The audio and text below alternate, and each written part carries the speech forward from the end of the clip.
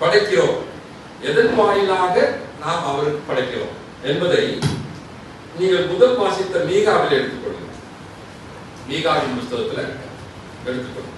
அதுல 2-3 வசனங்கள் படிச்சோம்னா அது கண்டினியூட்டி தெரியும். அதுல பாருங்க, மீகா 6வது அதிகாரத்துல 7வது வசனத்தை வாசிங்க. 1000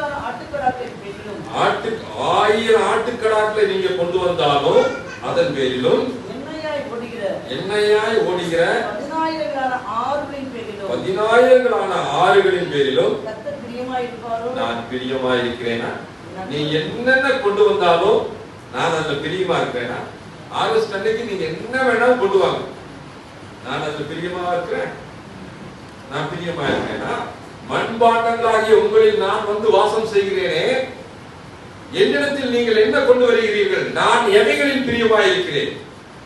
நீங்கள் கொண்டு வருகிற ஒவ்வொன்றிலும் நான் பிரியமாயிருக்கிறேனா? 1000 ஆட்டுக்கடாக்களின் எண்ணெய்களாய் ஓடுகிற 10,000 ஆறுகளின் வேர்களில் கர்த்தர் பிரியமாயிருப்பாரோ? அப்புறம் என் அக்கிரமத்தை போக்க என் முதற் பேரானவனையும் என் ஆத்துமாவின் பாவத்தை போக்க என் கற்பக்கனியையும் கொடுக்க வேண்டுமோ? மனுஷனே, நன்மை இன்னதென்று அவர் உனக்கு அறிவித்திருக்கிறார். நியாயம் செய்து இரக்கத்தை சிநேகித்து தேவனுக்கு முன்பாக மனத்தாழ்மையாய் நடப்பதை அல்லாமல் வேற எண்ணத்தை கர்த்தர் நம்மிடத்திலே கேட்கிறார். இயேசு கிறிஸ்து என்கிற அந்த பிரகாசிக்கின்ற ஒளியானது மண்பாண்டங்களாகி நம்மளே பிரகாசிக்கிறது. மண்பாண்டங்களாகி நான் அவருக்கு எண்ணத்தை கொடுப்பேன் என்று கேட்கும் பொழுது, நீ கொடுக்கக்கூடிய 1000 ஆட்டுக்கடாக்களின் மாட்டுக்கடாக்களின் பலியை நான் விரும்புகிறேனா? நீ கொண்டு வருகிறவர்களை நான் விரும்புகிறேனா? நான் அதெல்லாம் விரும்பல. நான் உங்கள்கிட்ட என்ன கேட்கிறேன்? மனத்தாழ்மையாய் இருப்பதை கேட்கிறேன் என்று ஆண்டவராகிய இயேசு நம்மிடத்திலே இந்த நாளில் கேட்கிறேன். இதை குறித்ததாக நாம் தியானிக்கும் பொழுது, ஆண்டவருக்கு நாம் எவைகளை படைக்கலாம், எவைகளை அவருக்கு ஒப்புவிக்கலாம் என்று பார்க்கலாம்.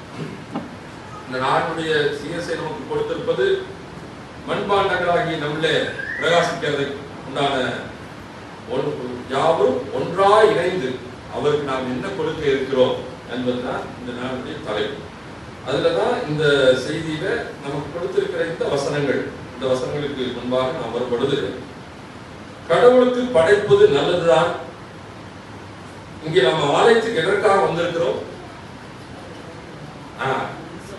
அவரை தொழுது கொள்ளவும், அடுத்தது என்னை படைக்கவும். நான் மனிதனாகிய நான் கொண்டு வந்து படைப்பது ஒன்று, காணிக்கை படைக்கிறேன், மற்ற பொருட்களை படைக்கிறேன். ஆனா அதை எதுல போடுவோம்? காணிக்கை பையில போடுவோம். ஆனா ஆண்டவருக்கு நம்மையே படைக்கும் பொழுது நம்ம எங்க கொண்டு வந்து போடுகிறோம்? உலகத்திலே மிகப்பெரிய காணிக்கை பை எது தெரியுமா? ஆலயம். ஆலயம்தான் மிகப்பெரிய காணிக்கை பை. அந்த மிகப்பெரிய காணிக்கை பையில நான் என்னை கொண்டு வந்து எப்படி போட வேண்டும்? ஜீவ பலியாக என்னை நான் ஒப்புவிக்க வேண்டும். இந்த ஆலயத்துல ஜீவ பலியாக என்னையே நான் காணிக்கையாக அவருக்கு தர வேண்டும். அப்படி பார்க்கும் பொழுது இங்கே நான் வந்து எப்படி அவரை படைக்க வருகிறேன் என்றால், தொழுது கொள்வதன் மூலமாக நான் அவரை படைக்க வருகிறேன். என்னை படைக்க வருகிறேன். தொழுது கொள்வதன் மூலமாக, அவரை வணங்குவதன் மூலமாக நான் என்ன செய்கிறேன்?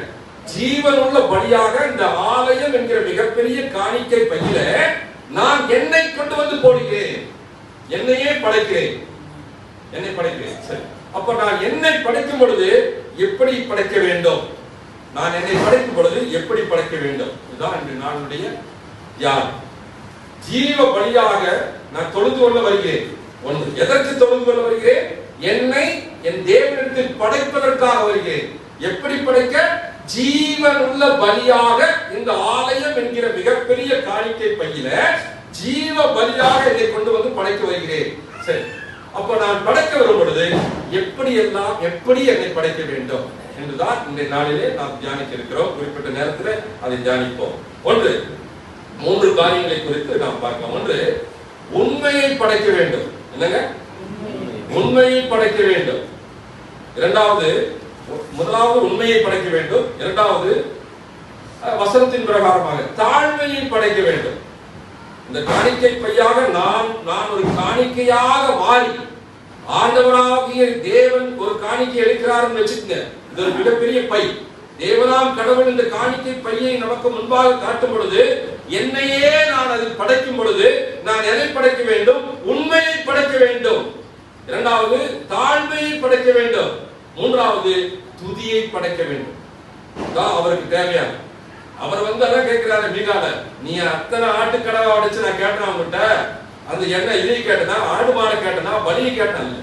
நீ தாழ்மையா இருப்பதைத்தான் நான் உன்னிடத்துல கேட்கிறேன். நீ அப்படித்தான் படைக்க வேண்டும். நான் பெரிய இவன், நான் அவன் இவன், அதெல்லாம் எனக்கு தேவையில்லை. உன்னை தாழ்மையாய் ஆலயம் என்கிற காணிக்கையிலே தேவனாம் கடவுள் காணிக்கை எடுக்கும் பொழுது, உன்னை அதில் படைக்கும் பொழுது எப்படி படைக்க வேண்டும்? உண்மையாய் படைக்க வேண்டும், உண்மையை படைக்க வேண்டும், தாழ்மையை படைக்க வேண்டும், துதிகளை படைக்க வேண்டும். தான் இந்த நாளினுடைய நாம் தியானிக்க இருக்கக்கூடிய காரியம். சரி, உண்மையை படைக்க வேண்டும். எப்படி நான் உண்மையை படைப்பது? உண்மையா தான் வர்றேன், காலையில் 8 மணிக்கு வர்றேன், அதுக்காக உண்மையா வர்றேன், உண்மையா இருக்கிறேன். உண்மையை படைக்க வேண்டும் என்று பார்க்கும் பொழுது வேதத்திலிருந்து சில பகுதிகளை நாம் பார்க்க இருக்கிறோம். யோவான் தொழுது கொள்ள வருகிறனா எப்படி படைக்க வேண்டுமாம்? யோவான் 4:24. தேவன் ஆவியா இருக்கிறார், அவரை தொழுது கொள்ள எதுக்கு வர்றங்க? தொழுது கொள்ள வரோம்.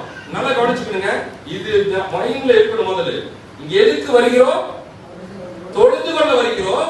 தொழுது கொள்ள வரும் பொழுது என்ன எப்படி தொழுகிறேன்? நான் என்னை படைக்கிறேன். எப்படி படைக்கணும்? ஜீவ பலியாய் படைக்கிறேன். சரியா? ஜீவ பலியாய் படைக்கும் பொழுது எப்படி எல்லாம் படைக்க வேண்டும் என்பதுதான்